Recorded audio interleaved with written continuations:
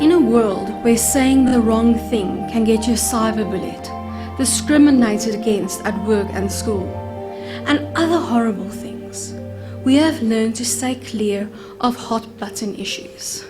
We don't talk about religion, politics, economics, culture, race, or gender. We stay clear of taking a stance for anything. We've become mindless robots because of fear. Yes, fear seems to be at the root of all horrible things. I'm not afraid, except for the dark, but we've covered that. As a dark fantasy author, I delve into the minds of my characters and examine human nature. FYI, that is what dark fantasy is all about. Apparently, it is terrifying what I can deduce of your character and motivations after one conversation. Terrifying? I call it paying attention. One of many hot-button issues I like to address in my books is climate change. Yes, naysayers, global warming is real. You can close your eyes and pretend that it isn't happening, but that is as effective as closing your eyes and pretending that your house isn't burning down. In Magic at Midnight, the only nod to this issue is Amy's obsession with composting. In Once, references to nature as our home and source of nourishment abounds. Solar geysers, composting, recycling, using energy-efficient light bulbs, unplugging appliances once you're done with it, all of this helps. You can make a difference. Another hot-button issue I'm prone to write about without forethought is feminism. I briefly mentioned the he for she movement earlier and the hope for gender equality in our lifetime. In my books, this is a recurring theme. Though the princesses are competing for the prince's hand in Magic at Midnight, other gendered stereotypes are left as is, leaving Amy to figure things out for herself, leading the reader on a journey of self-discovery. In Once, damsels in distress learn to take care of themselves. And did I mention that the ruler of all Fae is their queen? Animal cruelty. We all say we are against it, but what do we do about it? Do we stop eating meat because of the way animals are treated before being slaughtered? Do we stop eating chicken because of the atrocities committed against them in their short lifespan? Or do we only eat organic with the hope that no animal cruelty is committed? That's just food. Do we know where our pets came from? Do we stop puppy mills from existing by only buying our dogs from reputable breeders?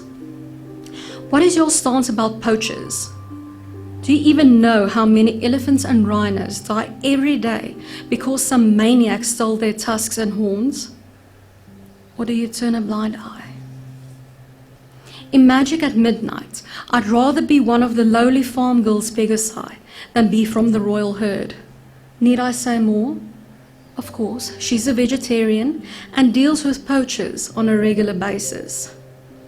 In Once, and other books dealing with fairy dogs, I stand up for Rottweilers, amending the popular image of dumb, violent animal, showing that it is nurture rather than nature that turned dogs into vicious animals.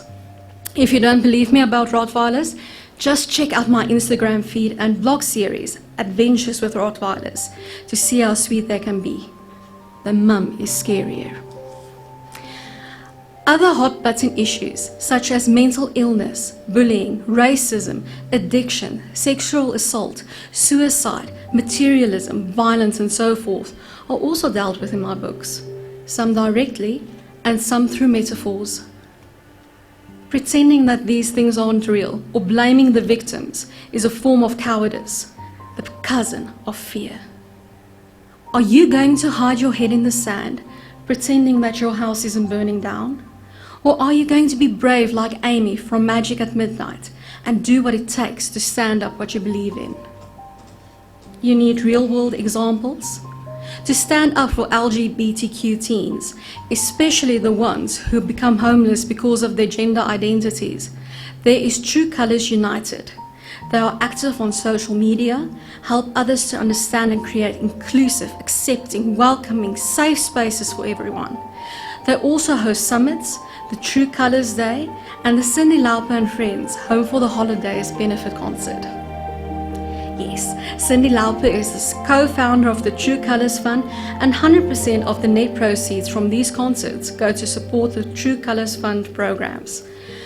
Performers such as Pink, 50 Cent, Adam Lambert, Josh Groban, and many more have taken the stage at Cyndi's Home for the Holidays concerts.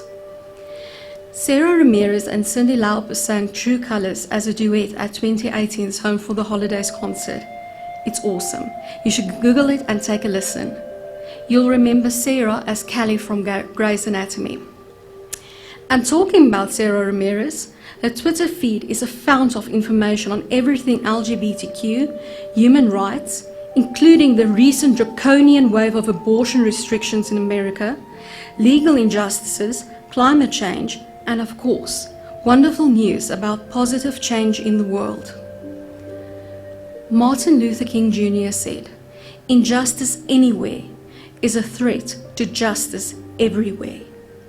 I'm asking you, what do you do about injustice? Do you stand up against it, or do you look away? We regularly paraphrase a profound quote of Mahatma Gandhi to just be the change you want to see in the world.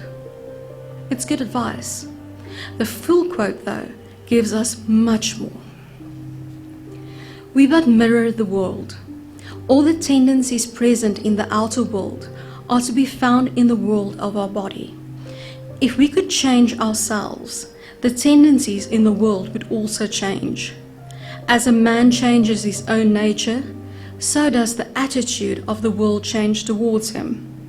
This is the divine mystery supreme. A wonderful thing it is, and the source of our happiness. We need not wait to see what others do. Thank you.